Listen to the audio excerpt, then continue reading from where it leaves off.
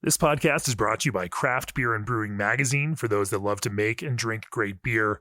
Learn more online or subscribe at beerandbrewing.com or find us on social media at Craft Beer Brew.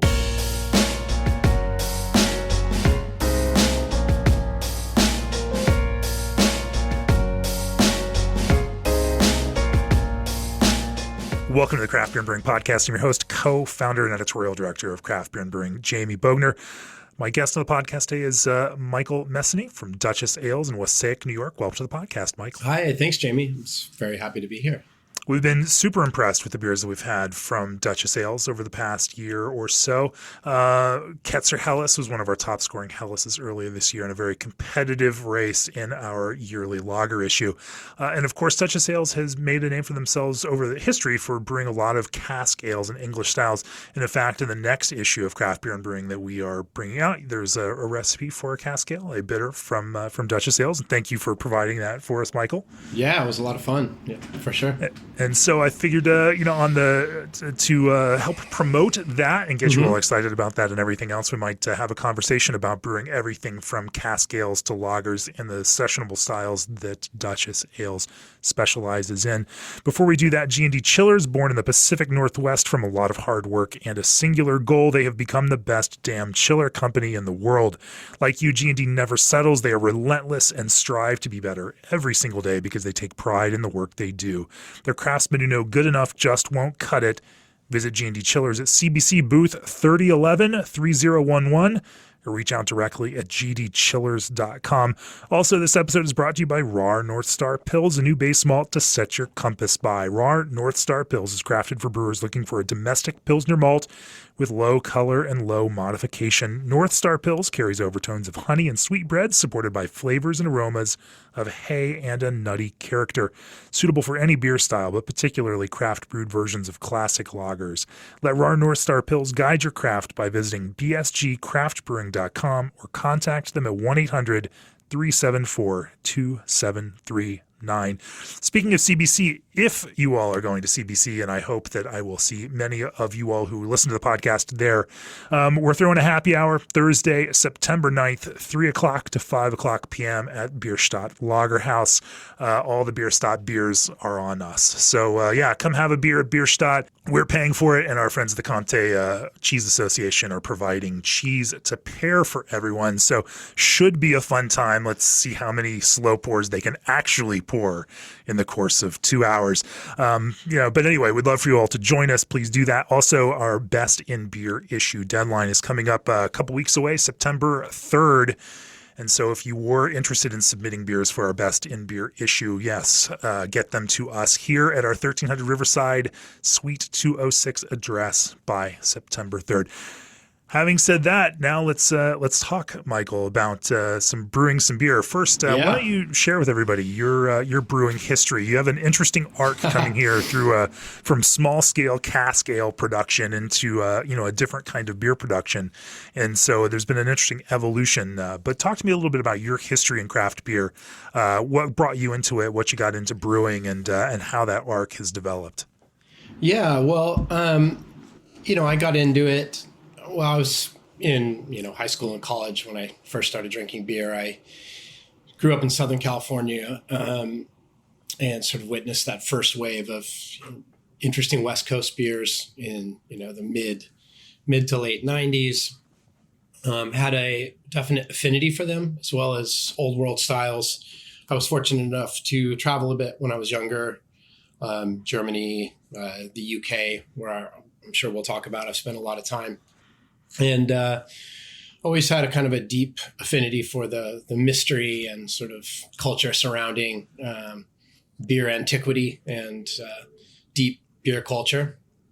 And it never really occurred to me to become a brewer. It's not something that was in my mind. But after college, I had sort of various odd jobs and ended up at one point doing a lot of work in music and have been a DJ since the late 90s, where I first met the partner in Dutchess Ales, Tim Lee, who started the brewery with me back in, we started brewing together around 2012. And that really came about because Tim and I were working on a radio show. We had a radio show going for about 12 years on a station called East Village Radio in New York, down in the Lower East Side. And being, enthusiastic beer drinkers, before every show, we'd like to have a few pints to loosen up, And is this talk radio or? No, we'd be music. playing music. Yeah. We're both, Tim was a pretty prolific club DJ from, the late 80s to now really. And I did some dabbling and spent a lot of time kind of around that world. So the radio show was something that kind of spun out of that interest, obviously. But we found that when we were preparing for these radio shows at the little locals near us down the Lower East Side, there was just nothing we really wanted to drink. At that time, I don't think I was too big of a loggerhead, and there wasn't really the lagers I wanted to be drinking anyhow at these bars. The ales to us were overpowering. It was kind of before the wave of hazies and what have you, and the kind of current IPA scene we're in right now. But honestly, we just couldn't find anything that we really wanted to drink. And having spent a lot of time, not only with Tim, but my best friends from back in California who are British as well, having spent a lot of time in the UK, kind of living there on and off through the late 90s and the early 2000s, and spending a lot of time there for work, I had a real deep love for cask ale, traditional ales, that sort of first wave of the campaign for real ale, really kind of transforming the British pub scene and the real ale scene, maybe throughout the kind of, the first decade of the 2000s into the to where we're at now. I kind of saw that evolution of the UK being infatuated with their own beer culture again. And I fell deeply in love with that. And so Tim and I got talking. It's like, we're certainly not finding these beers here. Let's just try to make some beer. Like, why not? Tim moved into a new apartment with some room that we could do a little small scale home brewing. And that kind of coincided with me. Yeah, homebrewing in the New York City area, not an especially easy thing to do, certainly. No. We have some great homebrew shops, and certainly it's not a want of ingredients. It's a space thing. Sure. And so Tim and I, at that same time, discovered the brilliant people at UK Brewing Supply, Paul Pendyke, and we saw that they were selling 4.8 gallon pins, and we thought, like a 5 gallon, homebrew will fit right into that pin. We'll, instead of canning or rather bottling our beer, let's just make real ale from our homebrew setup, put it right in the pin, have a little party, drink it ourselves, have friends around. And so that was sort of the origins of Dutchess ales. And we immediately were able to find the malt we wanted, floor malted Maris Otter, all the hops that we could wish for. You know what great homebrew stores are like, the array of yeast strains available to us. It was all there. So it obviously took some getting up to speed, learning about brewing. But after a few trial and errors, we were able to make some cask ales that we were really happy with. And once we started getting to the point where they were honestly quite tasty, we started sharing them with friends, giving the odd sneaky cask to a bar. I think you and I spoke about this the other day, on the down low to serve to their customers. And it sort of got a little bit. We won't name names. We won't incriminate anyone on that. We won't name names. Being there's only about 5 beer engines left in New York City, you could probably throw a dart and hit one of them.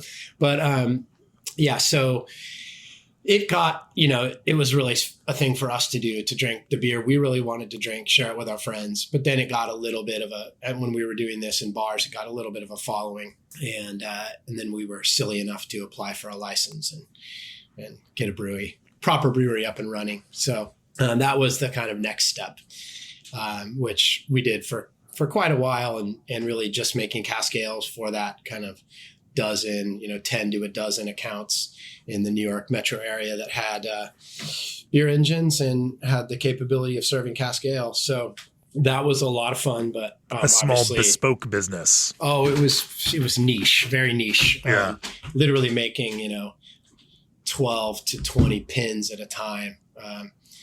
and then hand delivering them and then going and picking them up ourselves, just the two of us. And it was ultimately something that we couldn't sustain. So a labor of love, but certainly not something that's going to drive enough revenue to justify the work involved. Well, yes, it certainly didn't drive any revenue. And it was sort of a silly amount of work for a pittance of beer that a very small segment of the beer population enjoyed. So, so we found a way forward. And we've kind of moved on to the next stage of the evolution of Dutchess ales, which is really the birth of our kind of year-round flagship beer, GB Pale Ale, which was formerly called Ghost Beer. Yeah, and that led to where we are today. So, canning a lot of beer, making a lot of keg beer, but also providing real ales for the accounts, particularly in New York, that demand it. Well, that's a lot of fun, and what a strange kind of evolution from cask ales and English style pub ales and real ale into this kind of, when I guess pale ale becomes a bit of a natural kind of evolution from that. Yeah, but then also now lager on top of that. Yeah, well, I mean the first foray into the kind of stage that we're at right now in Dutchess ales, where we're canning a lot of beer, making a lot of regular kegs, was this Ghost beer I mentioned. And that is sort of a hybridized beer that was a beer I conceived of originally for a Brooklyn restaurateur named Andrew Tarlow, who owns a series of wonderful restaurants here, Marlowe and Sons, Diner, Achilles Heel, Romans. And Andrew was always a keen supporter of my enthusiasm for beer, and said, someday, why don't you I'd love you to make me a lager. And I thought, well, I don't really have the capabilities right now nor the confidence to really make you a lager that I can really stand behind, but I can make you something like a Kolsch. And he said, well, okay, great, make a Kolsch. And then I thought, don't really want to make a Kolsch quite yet either, because that's a real statement. So I thought I can make sort of this hybrid English ale with a little bit of Kolsch yeast. And it was really an experiment to see if I could pull it off. And that was the birth of Ghost beer, which is essentially, it's mostly English malt, a little bit of Pilsner malt, and a hybrid yeast that's actually 3 different strains, one of which is about a third of a Kolsch strain. And we could talk about the technicalities of that later, but it was immediately a success for that restaurant, and something I really enjoyed and my friends took to. And I thought, well, I could certainly make more of this. And that's kind of where we are today. But yeah, I thought we had gotten pale ale brewing and IPA brewing with Kolsch yeast out of our system on my Texas podcasts earlier in February. But it's funny to see it coming. It's funny to hear it coming back. I can't wait that's really interesting to talk about using a blend of 3 yeasts to brew a pale ale. It seems like you like to make things more complicated than they might need to be. Let's dive into that. I want to talk about that. But before we do that, the world of craft beer is a different place now. Margins are more important than ever, so why not lower your ingredient cost? Craft juice concentrates from Old Orchard are the cost-effective solution for your fruit-forward needs. Old Orchard produces high volumes of their retail juice brands, so economies of scale keep prices low for their bulk supply program. A little concentrate goes a long way, and you won't lose some of it through filtering like you would with purees. To start increasing your margins now, head on over to www.oldorchard.com/brewer. Also, what if you could take your favorite recipe and make a non-alcoholic version without sacrificing the flavor, color, or beer quality? NA, no problem. The Alchemator from ProBrew uses proprietary membrane technology to strip the alcohol from the beer without sacrificing all the elements like flavor and color that make the beer great. Are you ready to brew like a pro? The Alchemator from ProBrew. NA, no problem. Email contact@probrew.com for more information. So, Michael, let's talk about this GB Pale Ale. Okay. And this strange approach and some odd necessity of using a blend of 3 different yeasts in order to make something like this. Talk to me about the creative process behind it. I mean, obviously, you're formulating it for a restaurateur. You're trying to think about something that's going to work in the context of restaurant food, to have character enough that people want to enjoy drinking it, but also to be able to support the the kind of flavor and approach for these kinds of restaurants. Talk to me about that kind of ideation process and how you worked through that. Yeah, well, first of all, I come at this relationship with this restaurateur and the whole concept of this beer from a wine background. I've been in the wine business for 12 years, working with a distributor and importer. We were kind of big in the early days of importing a lot of natural wine to New York, and now it's being distributed around the country. But I really come from a wine background, and I kind of approach everything, especially in wine, with kind of balance first and foremost. So, and which is one of the things I really fell in love with, the new generation of English ales. I think a lot of people, when they think of English ales, they think of warm and malty and kind of, a little bit tired. But I'm sure Jamie, from trips to the UK, the contemporary British brewing culture is very vibrant, and people are making delicious, balanced ales that are appropriate for serving on a beer engine, with a proper mouthfeel, nice balance, but a nice kind of, even I would say acidity, a nice kind of bracing quality to them that keeps them refreshing.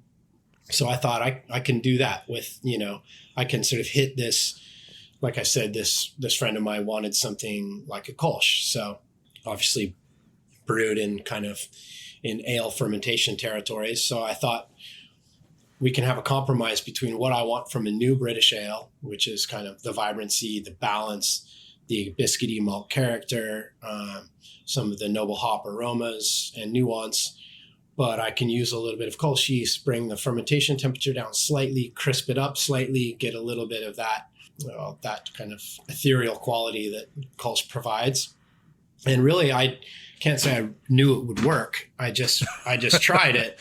Sure. I called my friends and the great people at White Labs in San Diego, and who are the best people. You can always call them, and if you have a crazy idea like I had, they'll give you a good chuckle first, and then they'll talk you through it. So I said, I'm thinking about blending some of your Kolsch strain with a few other strains, a strain that I personally have that was vibrant, and then a few others. And I said, have you ever done something like that? And I go, yeah, we've done certainly custom blends, and I won't tell you which one it is, but there is a proprietary blend we have where we do have some Kolsch yeast in it. So I thought, okay, brilliant.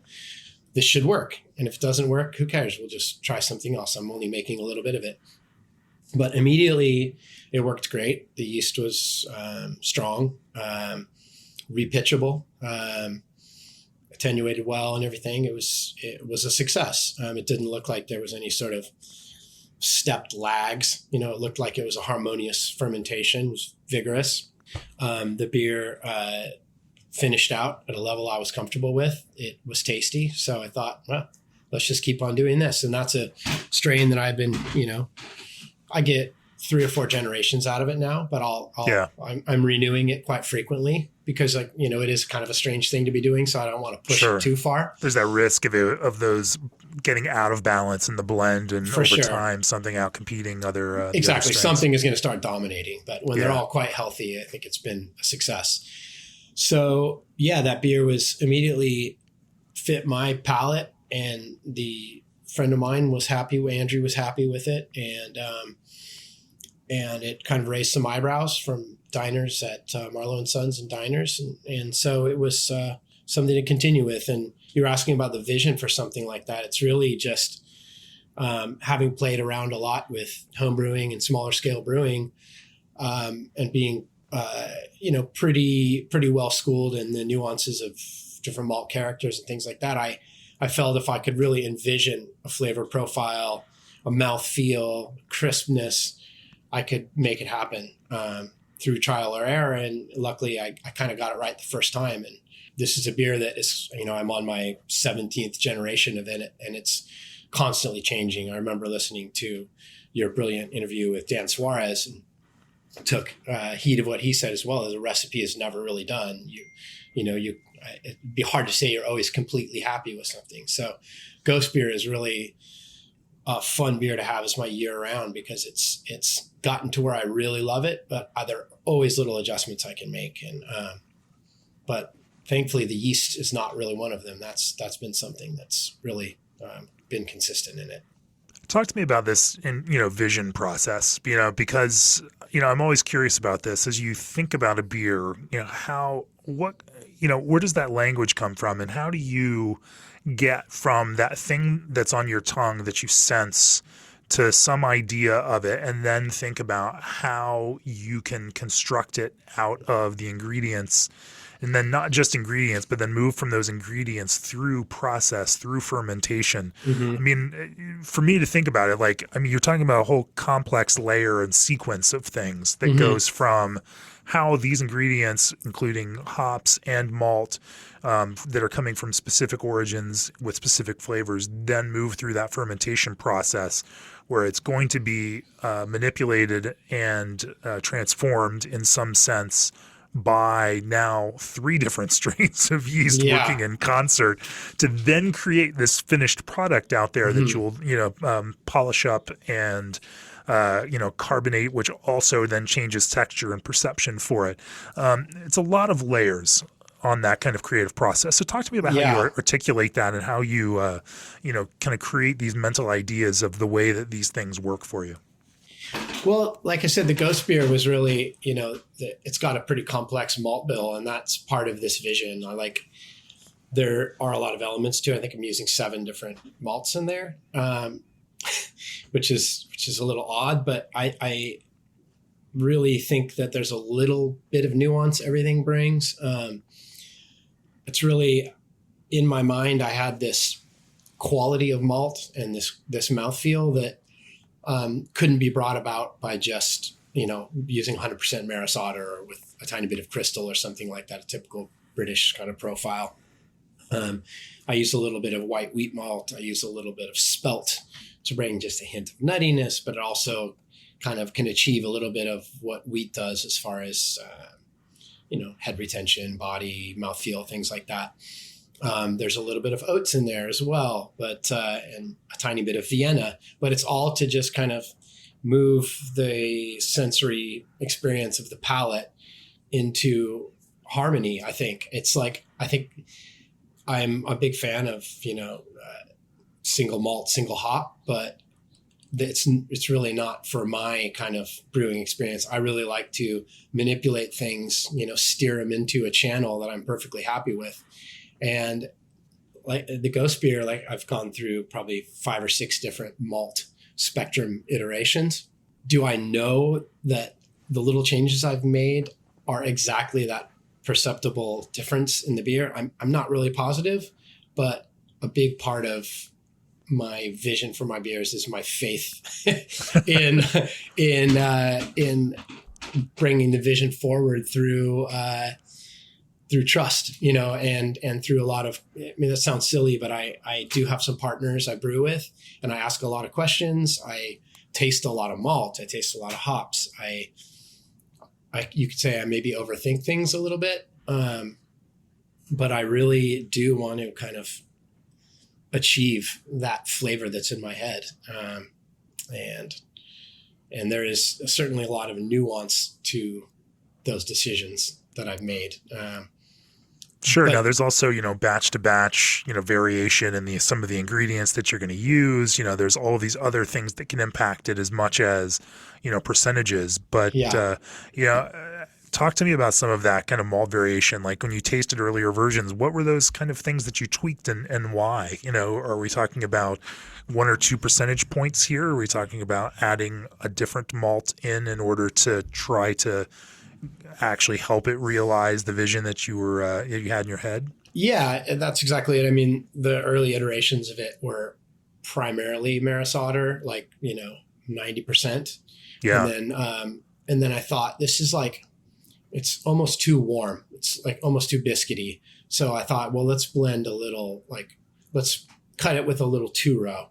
And then we'll bring out a little bit of body with some Vienna, because I didn't really want to commit to too much crystal. I knew a color I wanted, but I knew I could achieve that through some different means, even things like a tiny bit of Munich or something like that, to just get a little bit of color without having too much caramelization or sweetness or kind of, we all know the woes that crystal can bring about, and also the joy. But so I do like to use it, but I think these little micro adjustments help you achieve little things like color, degree of, say, biscuit to toast to cracker, across that spectrum of base malt. So it's like, where do I finally go? Do I go 60-40, 70-30? And I've just kept on playing. Now I've kind of moved all the 2-row out of it. Now I'm using Thomas Fawcett's Pilsner malt, which I fell in love with.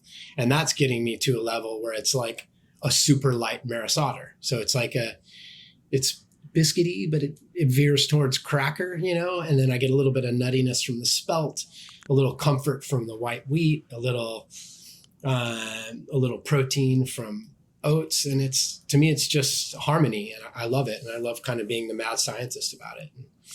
Yeah. That's really fun. And I get a sense that even though that's where you are now, it may not quite be finished, and that there may be future experimentation on the horizon just as new things and flavors present themselves. Yeah, for sure. I mean, I also, the Ghost Beer is the year-round pale ale, but I do seasonal pale ales. Like right now, Parallax is out, which is kind of my later summer, super crispy, bright, vibrant, super dry pale ale. Moving into the fall, I have a new beer coming out called Veil, which is another seasonal pale ale.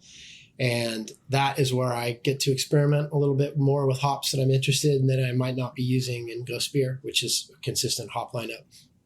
And I can express myself that way and learn about the interactions of different malts through my seasonal beers, which I wouldn't call experiments. There's, I definitely perhaps overthink them, but they are like, Parallax was a good example of a beer that I really wanted to kind of push the envelope with this Thomas Fawcett's Pilsner malt, and was able to, about 95% Fawcett Pilsner malt, and see what that's all about. And it's delightful. The previous year's version was made with Best Malt's Pilsner malt. So it's a way for me to kind of, plan for the future. Maybe next year there'll be a blend of the two. They each lend their own character. Right. Let's talk about the yeast blend and how that impacts this. I'm curious about that, because teasing out the difference between a 3 yeast blend and a 2 yeast blend and a single strain, fermentation has to be splitting some hairs at some point. For you, how did you envision that, and how would you? I mean, I imagine you've probably fermented with some of those individual strains separately. How would you, I guess, describe the impact of that kind of multi-strain mixed ferment, or calling it mixed fermentation doesn't seem exactly right, but blended, kind of yeast approach? Well, it's pretty funny. Like, honestly, the truth to it, and the sort of simple answer is that I knew I wanted to blend the Kolsch yeast in. I knew I didn't want to commit to a full pitch of it. And I'm from the West Coast. Tim, my partner's from the UK. So I wanted to use a kind of a typical UK strain that we were using sort of in the early days of Dutchess ales, which is more of like a Southern England, like Sussex style yeast strain with kind of a little bit more easy ester production, kind of a workhorse, but with a little bit of that comforting British quality, leaves a nice kind of residual maltiness. Cutting that with that Kolsch yeast, which presents itself very cleanly. And then I also blended a West Coast strain because I'm from the West Coast. And I didn't know it would work. I mean, again, like it was an experiment. And it really kind of, they somehow worked in harmony that I can't quite explain. But I know you've had Ghost Beer, and it's definitely my best selling beer. A lot of people have consumed it. I don't get a lot of comments from people like about the nuances, that they might be picking up between the yeast strains, but it's become this Frankenstein that just does its thing. I'd say it doesn't have the ester production of a UK strain. It doesn't have the kind of superpower headiness of a kind of a San Diego West Coast thing. It just does its thing. And I think the Kolsch provides a nice little clean slate for it as well. So is there a science to it? No, it's just it was just simply a vibe that I wanted to explore, and it worked. And that's only for Ghost Beer. And for the others, I generally choose a strain. Yeah. So for your seasonal pale ales, how do those strains differ then from this kind of ghost beer mainline? I really use a transparent strain. I'll use something like US-05. Yeah. And I really want to express myself through the hops and the malt and the balance. And I don't really make IPAs. So really what I'm doing is using the medium of the pale ale to express malt hop harmony. And I am still surprised that's not a bigger thing. Like when I go to beer stores here, I sometimes am the only pale ale in the shop, which is a bit of a head scratcher to me because people seem to really like pale ale, but people don't brew a lot of it. I know it isn't the financial cash cow IPAs are right now, but I'm a one-man operation pretty much. And so I really need to brew what I like to drink. And I don't have a lot of people looking over my shoulder. I'm a pretty small brewery. I don't really have like a big following expecting something from me. So I can really just brew things I really like to drink. And, my beers certainly make me happy, and pale ale makes me really happy. So, I can hear Tim Shasha from Cellar Maker in the back of my head cheering you on right now. Cool. As you say that, we did big fan of his. Yeah. A couple weeks ago, we did out in California, we did a class on brewing pale ale, and they've been pushing the pale ale mantra for that same reason. There's that consumer element where the consumers in today's beer market want some quote unquote bang for their buck. I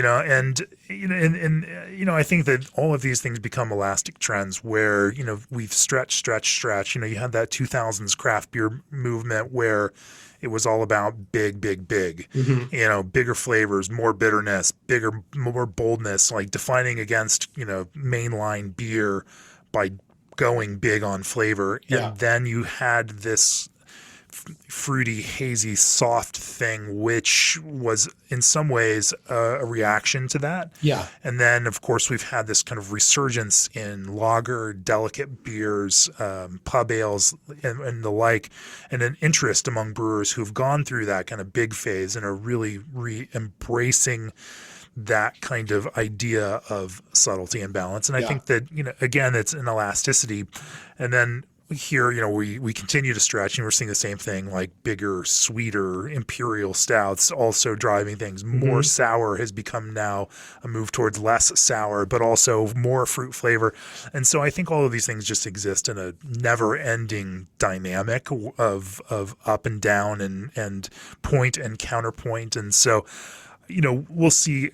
I think pale ale will have its moment again. And I think, as with most things, it becomes that point where people who love beer start searching for something that's a little different than that thing that has been driving it for them, and then they come back and find that. So we'll see. Yeah. I have faith in pale ale, but I want to talk to you about pub ales, obviously, because that's a big part of the Dutchess ale history. For sure. Before we do that, your beer deserves all your attention, and Clarion makes it a little bit easier. Their food-grade lubricants will help keep your system running smooth while also safeguarding your product from costly contamination and recall, because then you'll be in full compliance with food safety standards, all thanks to a simple switch to Clarion. Food safe system that lets you focus on your craft. We'll drink to that. Go to clarionlubricants.com to learn more. So, Michael, let's talk about that. Or go back to rewind a bit to those early days of Dutchess and this kind of inspiration for brewing real ale, cask ale. Talk to me a little bit about that. And as you decided to start making these beers, where you sought that kind of inspiration and how you went about making beers that kind of scratched that itch that, even being in a large metropolitan area like the New York City, greater New York City area, still wasn't immediately available, even in such a big potential beer market. Yeah. I mean, the original inspiration for them really came from, like I mentioned, a lot of trips to the UK when I was quite young and sort of coming of drinking age, 18, 19, going with my friends, staying with their family, really in the first kind of port of call for me was in Hertfordshire, kind of north of London. And that's the first place I really experienced cask ale, and just being immediately comforted by it and thinking like, well, this is the beer for me. And,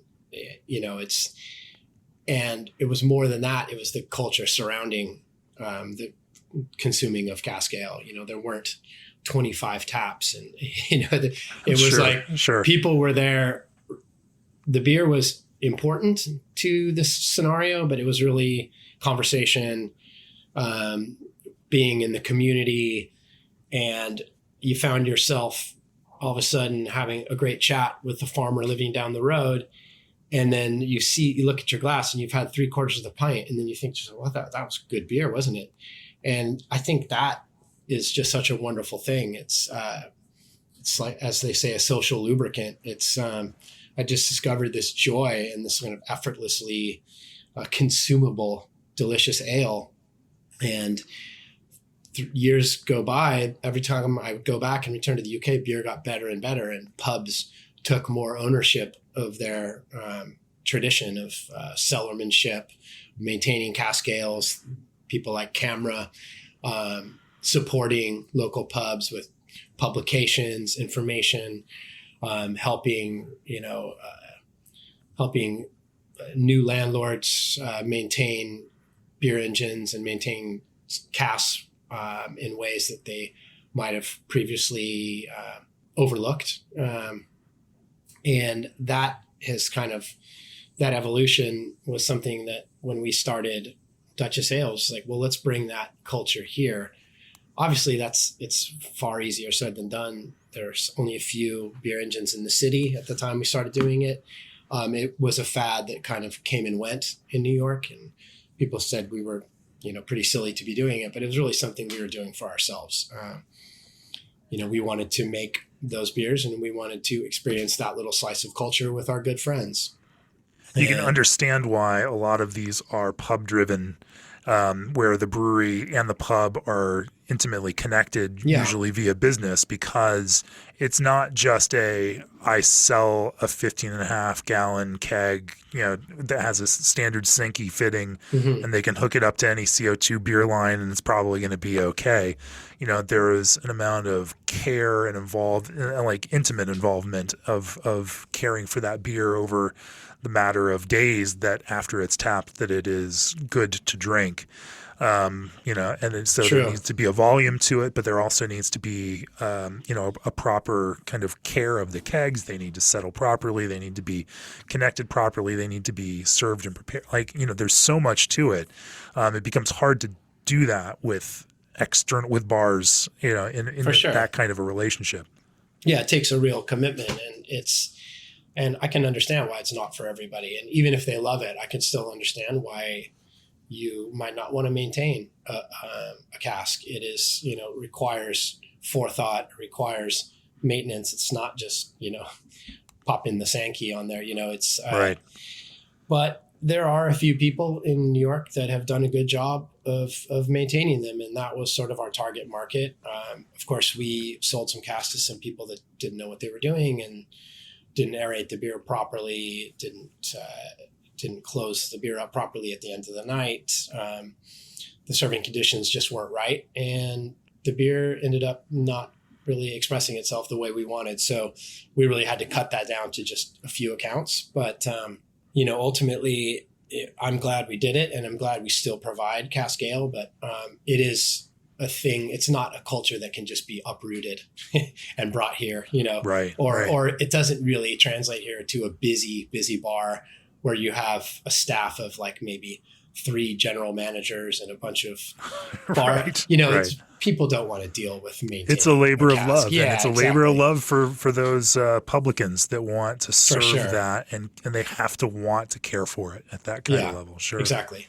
And, and I definitely salute those that have, and, people like, I know you probably know Greg Engert, sure.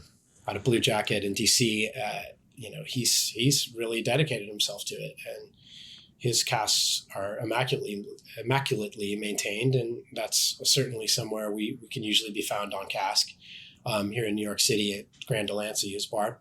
Right. But yeah, he is a dedicated individual, and that's what it takes. And I could And certainly. a shameless plug for those of you that want to learn more from Greg, subscribe to our Brewing Industry Guide. We have a regular column on beer service, training, staff, all of that care that Greg's been writing for the last 2 years. And it's a beautiful insight into the kind of care. I mean, we spend a lot of time talking about beer, but service, as you mentioned, is just as important, and that kind of care and culture that goes around making beer an experience and not just a product, is an important piece of this.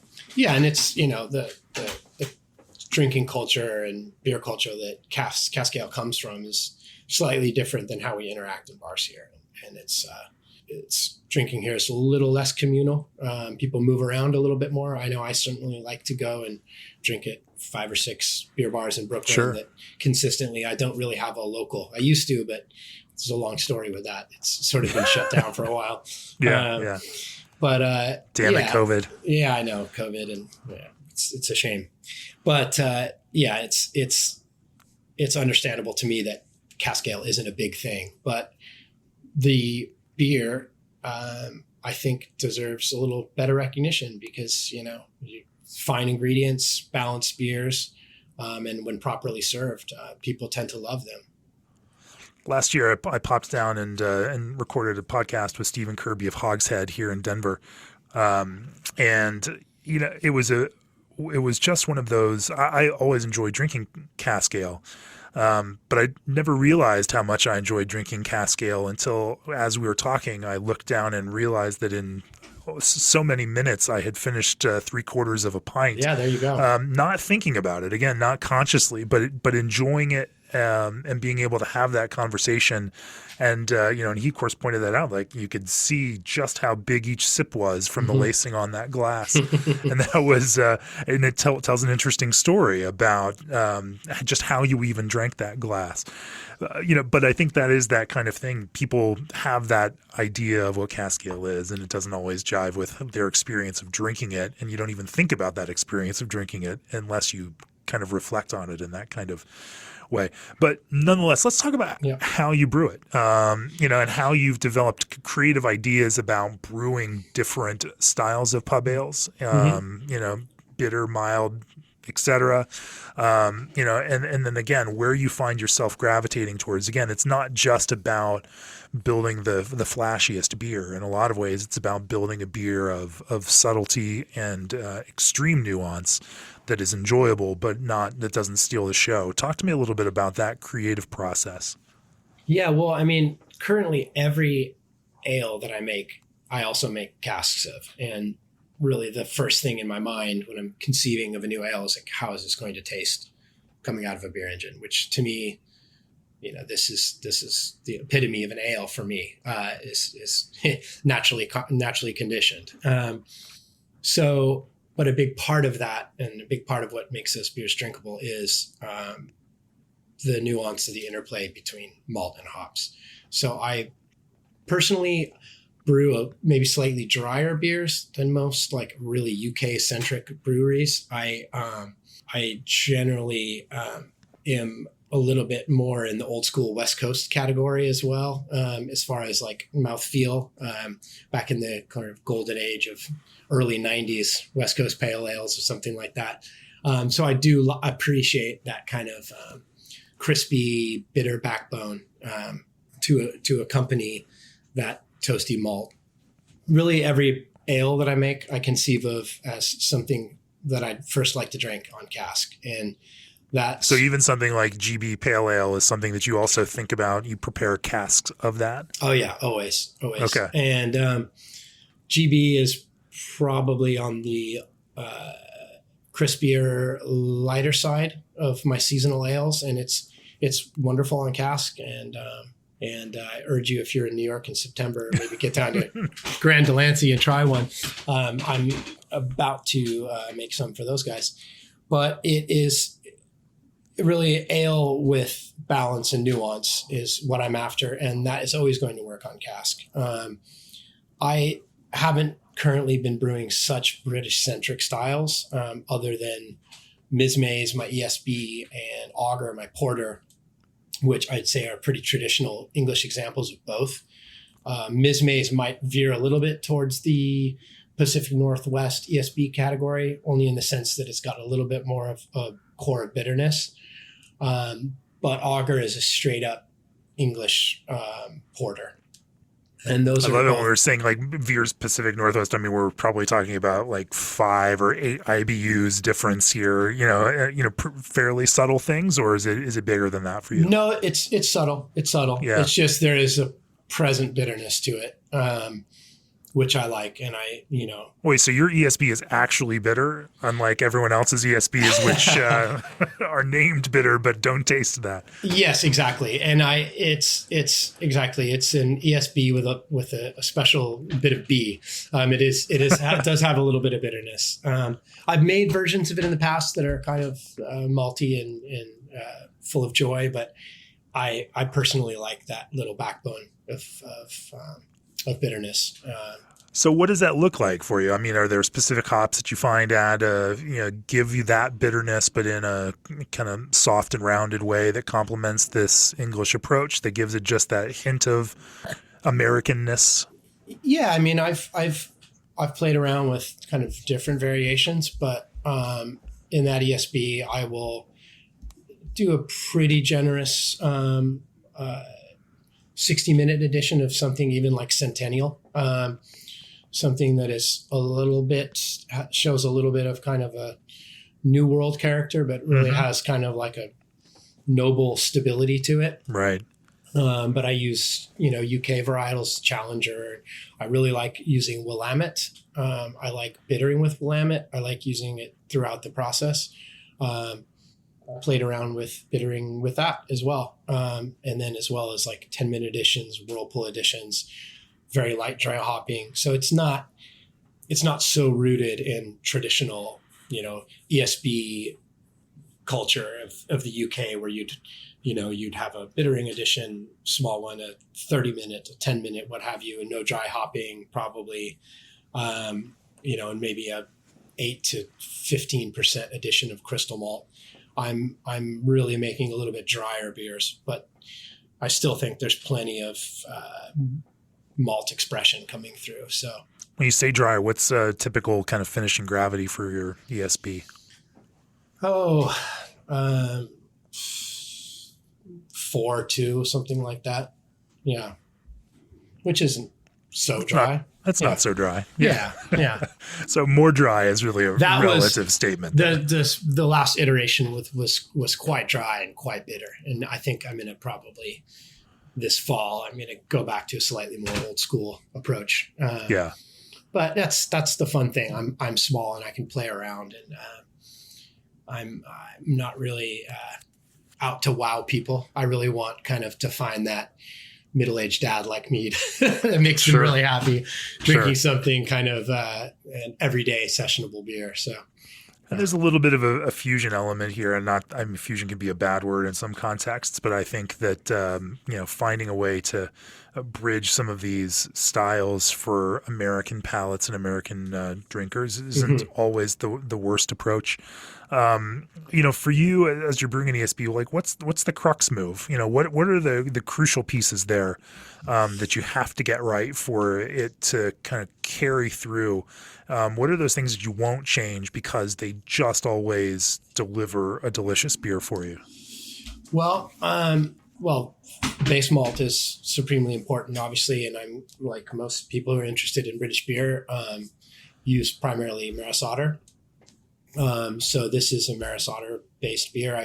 I've come to kind of a happy relationship with crystal malt, and I generally will blend different degrees of roastings. I usually will use something like a 40 and then something very light to blend into a kind of a 20 odd dose that I'll use pretty judiciously. I rarely exceed, 5 or 6%, which is, if you're looking at British kind of brewing, that's quite light. But I can adjust a little color by using even something like we were talking about earlier, using Vienna and Munich and stuff like that to add a little intangible to it and even a little bit of color and a little mouthfeel. And, it's a beer I've made, and it's the ESB, the Messenie, is really kind of based on the classic Dutchess ales bitter that we were making for a long time in cask. And I use a little bit of oat malt as well, which is not unusual. Fawcett's, whole oat malt is wonderful. And I will use a little bit of flaked wheat for protein. I'm not so rooted in a dogmatic approach to, is this English or not? I'm using English ingredients, and it has that kind of malt character to it, but I think it appeals to kind of contemporary American consumers as well that are after something a little balanced. And for the hops, I'll choose pretty noble hops. This last iteration, I was able to source from the UK some Pilgrim, which is a fun hop that I played around with a long time ago that I'd been on the lookout for here in the US, but it's been increasingly kind of hard to find that. And even a little bit of Cascade. Willamette, as I mentioned. Sometimes there'll be a little Centennial in it. So nothing too overpowering, but nice expressions. Sure. What is Pilgrim? How would you describe the flavor and aroma of Pilgrim as it differs from other English hops? Well, it's a little higher in the sort of alpha acid category. Okay. So it gets up into kind of 10, 11. I think of it as almost like it's so hard, like from just my exposure to it, which has just been twice. It's got like a cedar quality to it, rather than kind of piney resinous. The woodsy element to it are more on that kind of comforting cedar note. And a little bit, like I said, it's got quite a bit of acidity. So it does bitter quite well, but I get kind of a warm, comforting, cedary note from a little bit of lemon. Like it expresses a little bit of citrus, but nothing like, say, Centennial does. So it's a little bit of a toned down Centennial with a little bit of cedar element, I would say. At least that's how it's expressed itself in my beers. Of course, I'm blending it with some other things that also give those impressions. So, but when I first received the hops and cracked them open and had a good whiff and actually made a little tea with them as well, those are the elements that I picked up, and I was quite happy. But it doesn't appear to be too popular on the on the U.S. brewing circuit. Talk to me about fermentation on your traditional English style ales. I imagine you're not doing the kind of crazy yeast blending on those. That No, you're doing sir. on some others. No, I'll choose a UK strain. That sometimes I'll go to some vault strains that are available from our friends at White Labs, but sometimes I'll use just sort of a lower ester producing British strain that will at the time be available to me. I'm not, there is, you know what I mean? Yeah. I'll play around with it. I think I'm not getting from the different strains I've used, there haven't been big differences. And I'll use that same one in the kind of more English leaning style, like the porter. I'll see what's available to me at the time and go with it.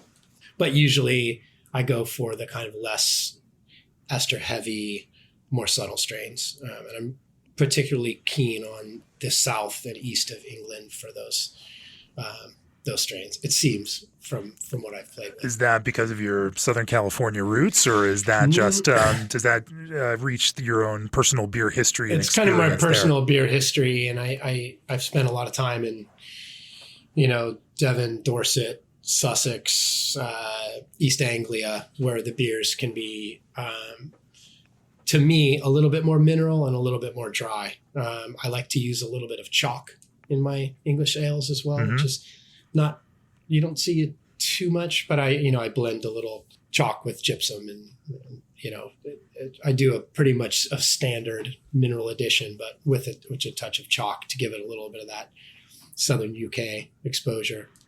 Just that little bit of water adjustment. Yeah. And is that really just about mouthfeel? It's about mouthfeel. Yeah. It's about that kind of mineral finish. And I think there must, I don't go too deep into brewing science, but there must be some interplay between those minerals and the chemistry that's happening in the hops transformation in the process. You could tell me better than I can explain, but I do get a perceptible quality to just that little bit of chalk I use. It's on the tip of your tongue when you finish the beer. I think. So you're saying that even impacts the way that the hops express in the beer. Maybe, yeah. I think it's when I did start using just a tiny touch of chalk, there was a certain clarity to it. Just like if you're drinking mineral water from a calcium limestone rich source, you get that perceptible kind of tingle. Maybe the hops kind of have a little interplay with that. Yeah. Interesting. And I think it's fascinating that even in a kind of sweet and warming malt driven, but also hops supported kind of, English style like this, that you can carve out this identity and this idea, for beers that are individual. And even if they are inspired and feel as a part of that tradition, they still have this kind of expression to them. Minerality is a little lift, just like in wine. Yeah. Wine to me is most interesting with acidity and minerality, and the minerals certainly give that little boost that I perceive in a mouthfeel that gives a little bit of hop clarity. I could be wrong. Well, if you sense it, then you're not wrong, right? That's what I sense. So there you go. Yeah. You mentioned porter. How big are the kind of darker styles in your production, and how do you build some identity out of some of these darker pub approaches? Well, I'm really just making the porter right now. I at some point will make another mild or something like that. But I sort of veer away from the more kind of. I'm already sort of pigeonholed as sort of an English brewer, so I haven't really gone the route of just making a dead mild. My porter veers into mild territory. It's 4.4 ABV. When I think of a real mild, I'm getting in the 3s, but it's not quite that malty. It kind of veers more towards my ESB's approach. I use a blend of darker crystal malts as well as some midnight wheat, and roasted barley to kind of get the color I need, but at very small amounts. Very small amounts, I'm sure. Yeah, very, very small amounts. Under 1% sometimes. Yeah. And then I will adjust that mouthfeel accordingly, with something like Munich. So I'm getting mouthfeel and color without that kind of residual kind of heady kind of crystal caramelization notes. And that is, again, something I perceived through just trial and error and doing a lot of homework about what these things bring to an ingredient, bring to a recipe. And you have to just go for it in the end. Yeah. So I do blend quite a lot of elements, but it's like it says on the tin, you have to kind of trust it's bringing that element to your beer.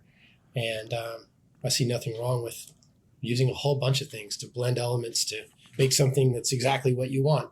So my porter tends to be on the drier side, but presents itself incredible on Cask. It's my favorite beer on Cask.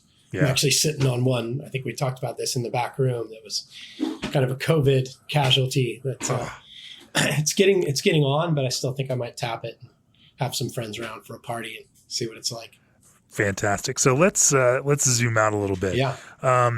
Big picture. The way we tend to finish here is this question about what does success look like for you? So for Dutchess, you've gone from small scale pub, cask scale production, and now you're in a broader arrangement, brewing, sharing space with another brewery, brewing 30 barrel batches, kind of amping up production. Your cans are now available everywhere from Colorado, where we are.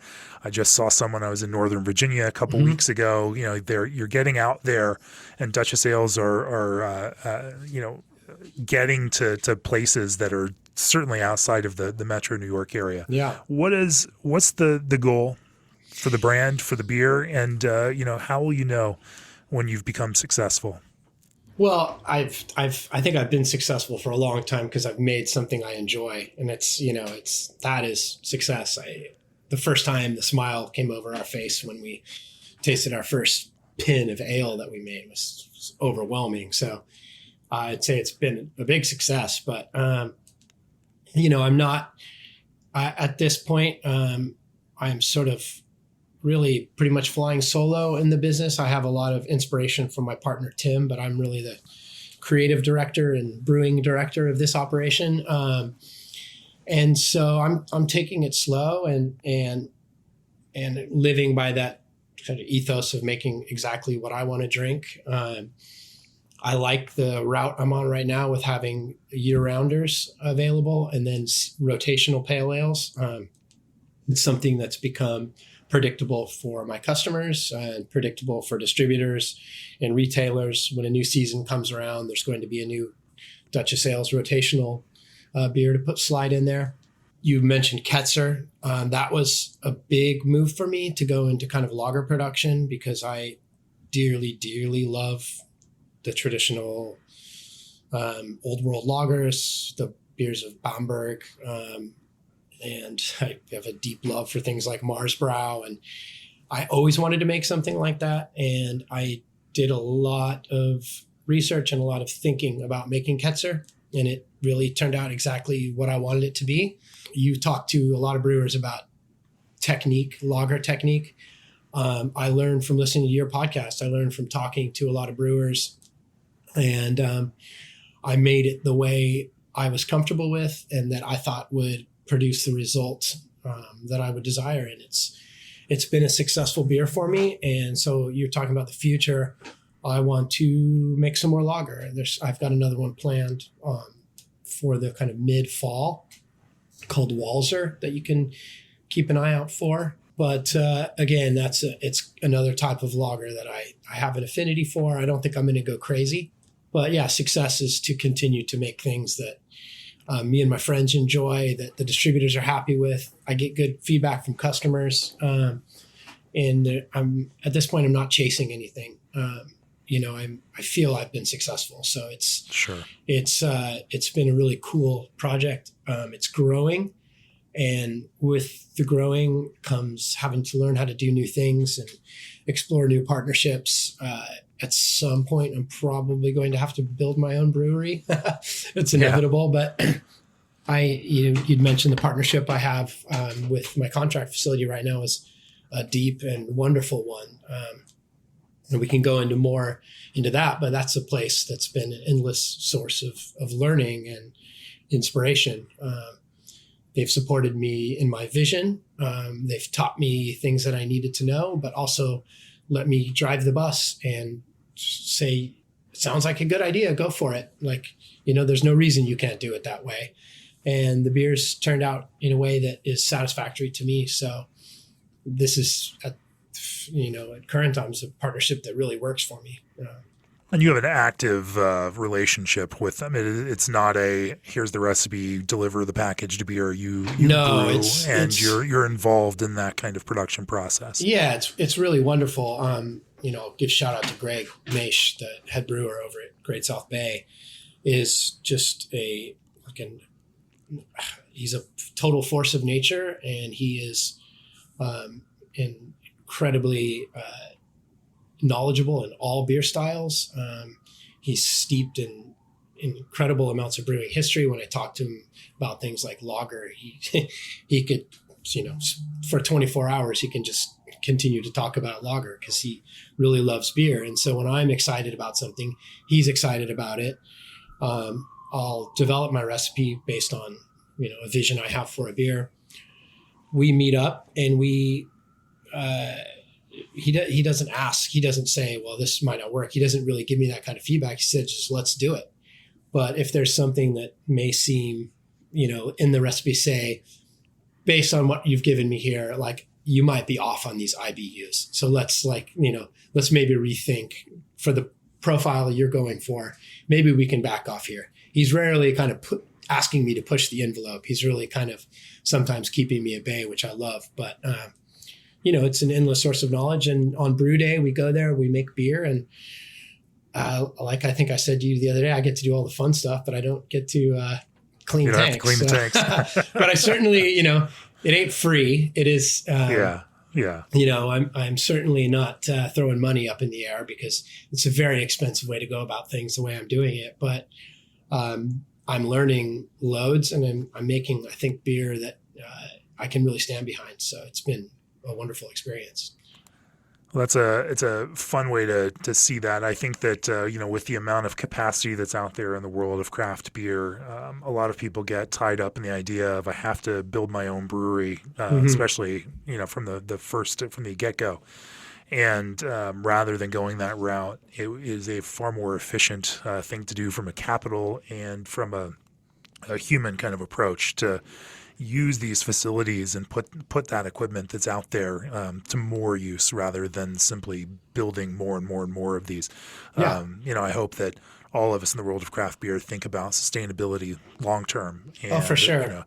As we're building this new capacity, is this capacity that will be used in the future, or is this going to be something that will all, and if it's not, then why would you go spend hundreds of thousands or millions of dollars going, to build this? And so using that and you working together in order to use that kind of capacity, I think is a very smart approach. Yeah, it's been great. And I just, I got lucky. It's a great place and they have a great attitude.